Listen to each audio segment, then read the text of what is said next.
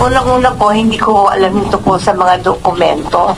Nalalaman ko na lang yan nung pinakita sa akin. Dahil hindi po ako nagbabasa ng mga ganyan. Wala po akong alam. Wala. Thank you po. Next question po, ma'am. May property ka ba sa Rockwell? Ikaw ba ang nagmamay-ari ng Unit 46-C Rizal Tower Building located at Rockwell, Barangay Poblacion, Makati City? Opo. Sa'yo yan? Opo.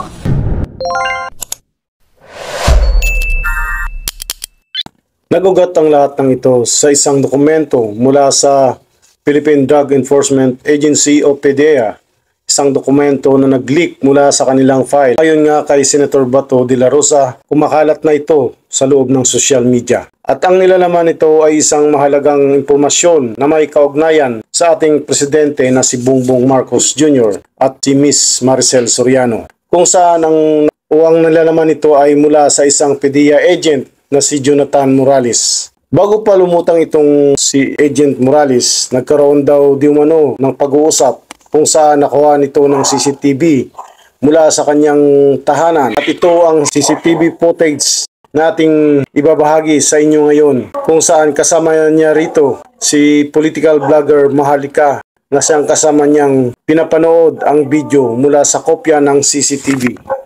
Da-download ko na ito at naghanda ako ng ilang kopya ng video. At sa katunayan, tinakpan ko yung binlog ko yung yung identity ng kaibigan ko. At transcribe ko yung ilang ilang mga dialogue para at least madali siya sana na maintindihan ng makakapanood nito. At ito pinapaalala ko sa lahat na ito ay kuha sa CCTV at hindi ito wiretap. Kumbaga talagang alam naman nung kaibigan ko na may CCTV kami sa bahay, loob at labas ng bahay. Kaya alam niya na anumang galaw o anuman talagang makakapture. Ito naman kung handa ko itong ipakita. At kung hinihiling ng taong bayan, hindi ako mag-aatubili na ipakita. Pwede mo ipakita dito, sir? Kasi baka baka magkaroon ng sa inyo.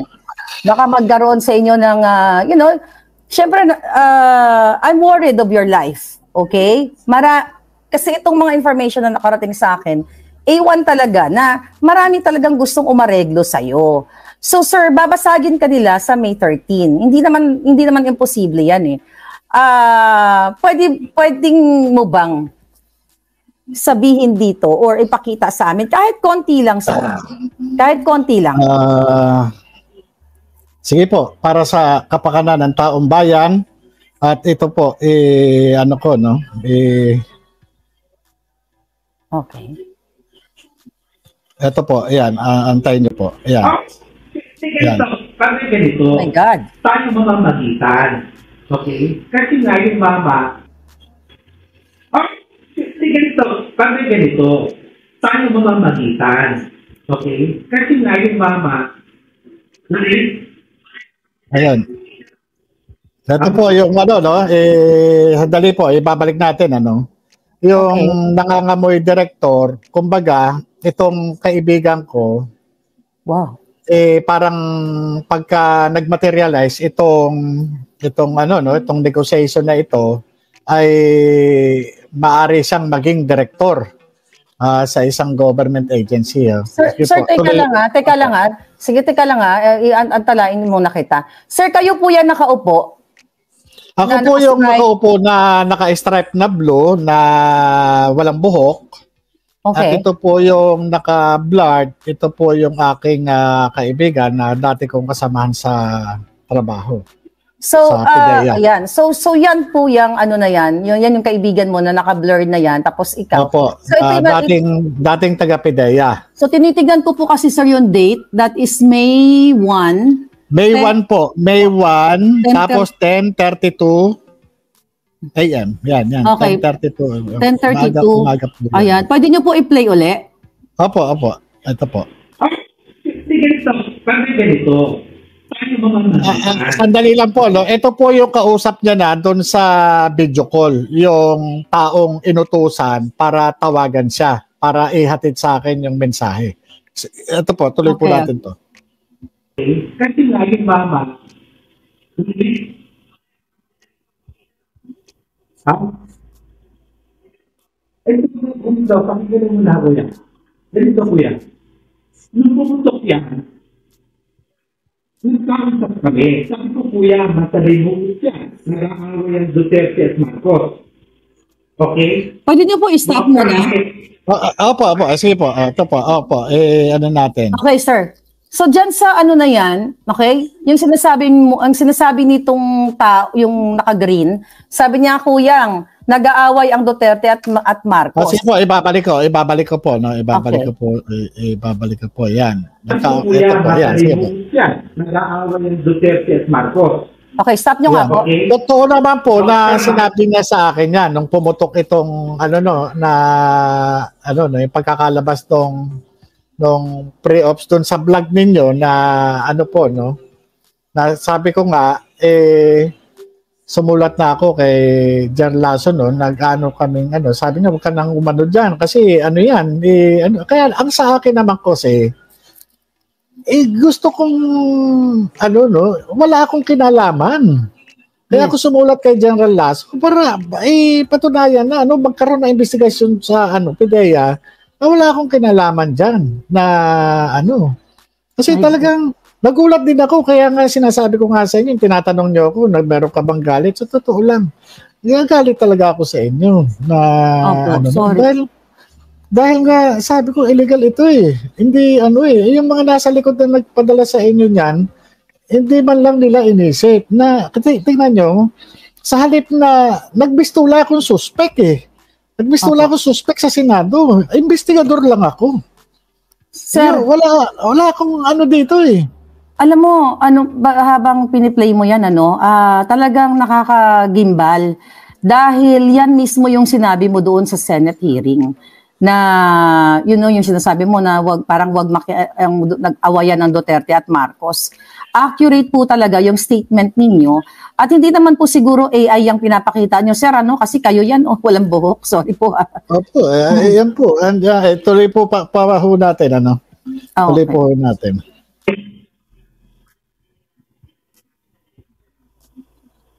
Kailangan ganito, Padre.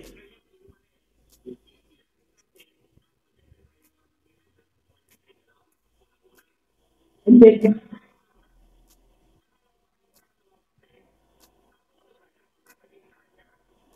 So, pwede mo i-stop? Opo. Kasi eto po yun, kung mapapansin nyo, sa una, parang ang dating, tinawagan itong kaibigan ko, hindi ko alam kung may previous na pag-uusap na sila, parang ang dating, parang tutulungan ako na pero nung tumatagal yung pag-usap nila, nandun na yung sinasabi na papatayin ako, ganun Tapos, yung mga habang lumalalim na yung pag-uusap, pumapasok na yung pangalang James Kumar, pumapasok na yung Bombay, pumapasok na yung Lam, yung Lisa, pumapasok na tinawagan siya nung gabi, yung nagsasalita doon sa video call, tinawagan siya nung gabi nung James Kumar, at yun nga, ang tinawagan din na ang kumausap doon sa kay James Kumar, yung Lam o yung Lisa. Kaya tingnan niyo yung nung una parang nagpapanggap lang na tutulungan ako pero yung pala later on parang meron na silang pag-uusap. Meron na silang ganoon Parang ganun sir, sir, bago mo i-play parang yung video. pre-plan ito parang pre-plan itong na to kasi yung dumating sa bahay kasi ito yung may interview ako nito kay kay Attorney Roque sa Grabe. yun yung Sir, tuloy po natin kung may tanong pa po ba sir, kayo? wag mo muna ituloy, sir, ganito. Ang question ko, sir, muna, Grabe, kinakabahan po ako habang nanonood ako, no. Yung ano nakalagay, sumunod lang siya kung anong sasabihin sa kanya. 'Di ba? Sumunod lang siya. Ikaw to, 'di ba? Opo, Nasumunod ako ka po lang. yun. Sumunod lang. Kung ano man, ang instruction lang, parang sumunod ka lang na ano, parang sabi ko, bakit ano, no? Talagang ganun ka, ano, no? Yung, kumbaga sa ano, may command eh. Parang ito yung gusto nilang gawin sa akin na wag na lang ako kung ano sasabihin na, tumahimik ka, umupo ka, ganyan. Ganun na lang ang mangyayari. Kasi, kaya nga sabi ko nga, no, ano ba to? Akala ko ba sinasabi nila hindi totoo yung yung dokumento? Akala ko ba sinasabi nila ganito? Akala ko ba sinasabi nila criminal ako? At may ganito. Yes, yun nga po eh. Kung ikaw ay nagsisinungaling, kung ikaw ay nag-umimbento ka lang, bakit may mga forces o may mga taong pumunta sa iyo para ito na nga ay napapanood namin, sir, na iba-bribe ka. Sir, pwede i-play niyo na po para Sige po. Sige po. Ayan. Ano po. Yung kuya, padre, no? Naiintindihan ko yun. Kaya uulitin ko, padre, yung mama, hindi niya ginusto ang sitwasyon niya. Hindi niya ginusto, padre. Never.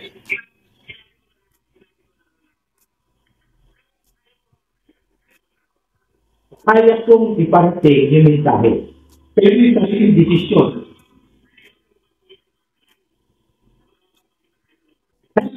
Ibig sabihin, padre, Sir, ayan. Ayan, sir. Ano yan? Opo. Okay. Pwede niyo po Yung binanggit po. Pwede niyo Ito po po, ibalik. balik natin yung binanggit na sila na Okay. kasi nga ang lumalabas nito, may previous conversation na sila. May previous conversation na sila na yung kasi kaya nga sinasabi na wag kang magbabanggit ng pangalan, kaya nga sabi nga nitong si Kuyang, marunong naman siyang humawak ng information. Kaya sabi niya, alam mo naman si Lam, alam mo naman. Ibig sabihin, alam mo naman si Lam, ibig sabihin hindi basta-basta, no? Kumbaga sa pagka nagkamali ka, may pagkakalagyan ka. Wow. Yun po yun. So, okay. So, tuloy na po natin. Opo.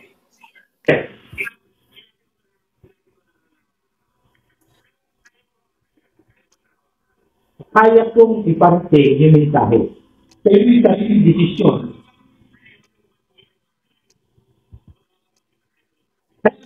Ibig sabihin, padre,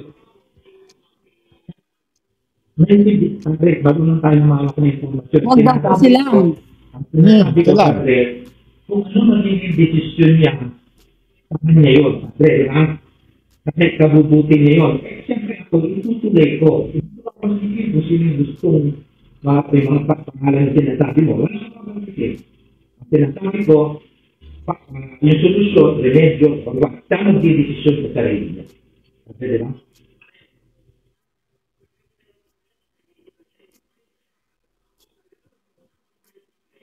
Ay, ano mo nga po yan? Stop nyo nga po yan. Opo, babalik ko po. Sige po. Sir, ang sabi po dyan yan, ang gagawin daw sa inyo ay papatahimikin kayo. Opo, Papatayin daw kayo. Yung po muna, papatahimikin. Yung gusto nila, parang yung negotiation na ito, na ang purpose is patahimikin ako, wag ako magsalita. Kumbaga sa hindi na ako mag-testify o yun naman po yun eh. So yun po yun. So capture, sige, play nyo nga po ulit. Sige po, opo.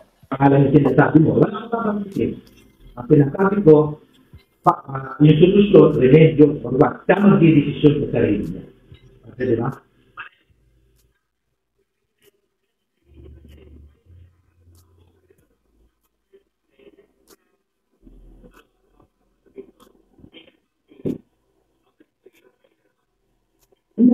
Natulungan natin, Patrick. Kasi siyempre yung mga Ayun.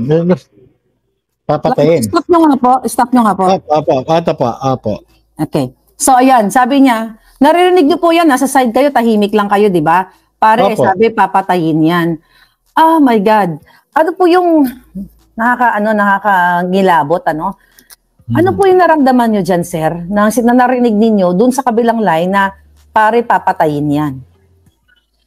Alam nyo, ito yung resulta lang ng pagtupad Actually, nakakaiyak po, no? Naiiyak, Sinumpang emotional po tungkulin. ako, At grabe. ito ay napakatagal na no? Matapos akong matanggal at ito pa yung sukli doon sa aking mga ginawa noong araw na ito yung sinasabi ng mga dati kong kasamahan na hindi totoo raw na ganito pero ito yung yung pinuntahan ako para i-negotiate para tumahimik na lang dahil nga ito may papatayin nga ako pagka hindi ako kaya nakita ko yung yung pattern pinatatahimik ako dito sa negotiation na ito at yung nandiyan naman na nag-aantay ng kasagutan ng response ko na i-deliver nitong si Kuyang yung tong naka-green doon sa kausap niya sa At yung hindi nag-materialize kaya nga ang naging plan B sa aking paniniwala ay yung ginawa sa akin sa Senado na inatake yung aking pagkatao. Talagang tinatag nila ako doon sa para durugin yung aking pagkatao para hindi na ako makapagsalita para mawala ako sa focus para kumbaga sa ma-disorient, ma-disorganize yung ang aking thought pattern pero nagpapasalamat ako sa Diyos kasi naging consistent and congruent ako doon sa issue na subject ng Senate investigation. Ito yung sa dokumento at doon sa nilalaman ng dokumento. So, kung wala na po kayong tanong, tutuloy ko po para... Sir, sandali lang po. Opo. Hindi po kayo natakot nung narinig niyo sa other line, yung naka-video call nitong naka-green, na, yun, pare, papatayin yan. Alam nyo, normal po bilang tao napaka-ipokrito ko naman po kung di ako nakakaramdam ng anumang pangamba. Pero sa kabilang banda dahil nga nagtrabaho lang po ako wala po akong naisip na kasalanan ko doon sa Pangulo ng Pilipinas na si Bongbong Marcos kasi trabaho lang po Kung ano man yung aking nalaman sa pamamagitan ng confidential informant, doon lang po At wala naman akong sinabi na siya na siya ganito o ganyan. Doon lang po, doon sa sinasabi lang, doon sa naka-record na naitipa ko noon. Doon lamang po Wala nang iba.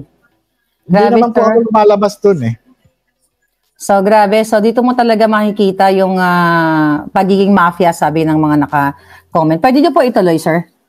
Opo, sige po. Yan po.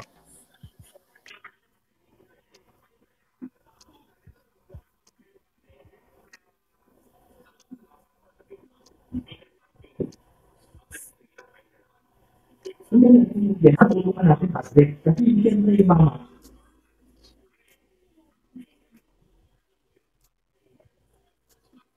Grabe.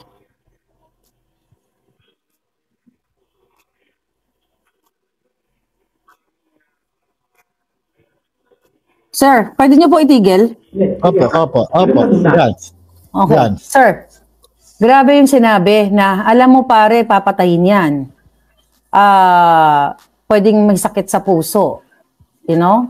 At pwede nga raw parang mamatay ako sa sakit ng puso o kaya mabangga o ano man. Dahil marami na raw pinapatay ngayon na hindi na binabaril. Kumbaga, yun nga, ang sabi. My God. Sige sir, i-play nyo na po.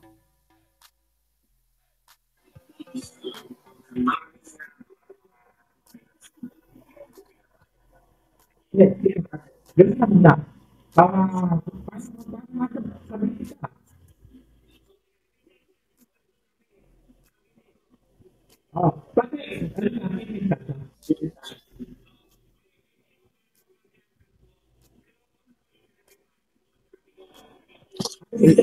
Yeah. Sandali lang po. Ano ko po, ito ko muna, no? So, yung una, parang tulungan natin, ano niya, di ba? Pero, eto, lumalabas na, kagabi pa, kinausap na siya ni James Kumar. Oo nga, no?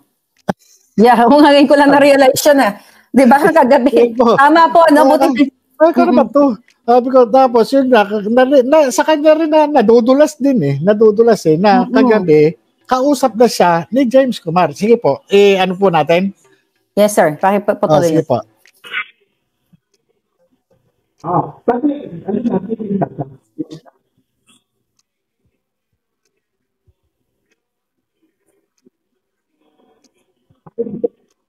hindi parang kilala ko. Ibig sabihin na tumawag si AJ.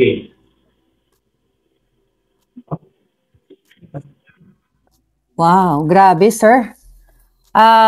Yan, narinig na. Pwede niyo po ibalikan yung udulo? Sige po, eto po. Kilala ko. Ibig sabihin na tumawag si AJ.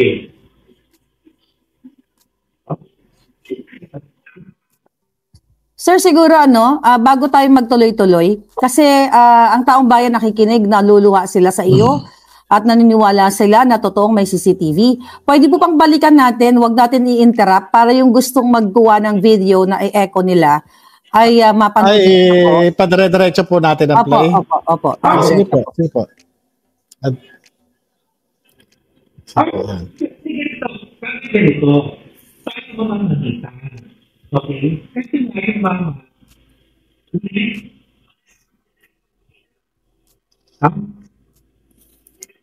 Ganito mo na ko yan. Ganito ko yan. Luputok yan. Nagkakasap kami. Sabi ko, kuya, matalay mo yan. Nag-aawa yan Duterte at Marcos. Okay? Huwag kang makit. Kaya nga ganito, Padre.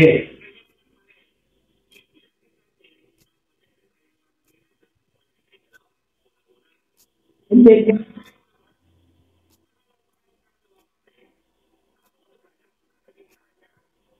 Yung kuya, Padre, naiintindihan ko yun. Kaya uulitin ko, Padre, yung mama, hindi niya ginusto ang sitwasyon niya. Hindi niya ginusto, Padre. Never.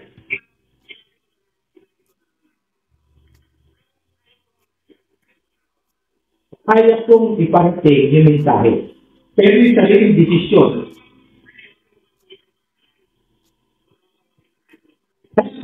Ibig sabihin, Padre, Padre, bago lang tayo mawak na informasyon. Ang sinasabi ko, Padre, kung ano magiging desisyon niya, sa kanya yun, Padre, di ba? Kasi kabubuti niya yun. Siyempre ako, itutuloy ko. Ito ang magiging kung sino yung gustong may mga pangalan sinasabi mo. Wala ka mabangitin. Ang sinasabi ko, yung solusyon, remedyo, pagwag, siya magdidesisyon sa sarili niya. Okay, di ba?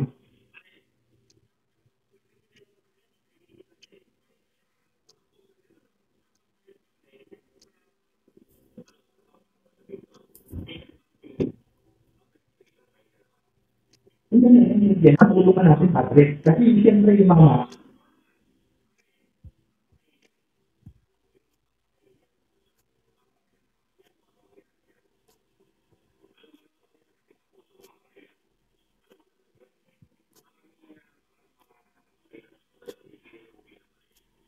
yes, ganun na muna. Para nasa kabisi ka.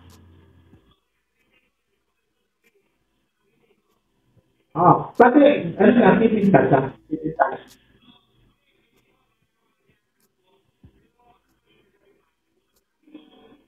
Ay, hindi, parang kilala ka. Ibig sabihin na tumawag si AJ.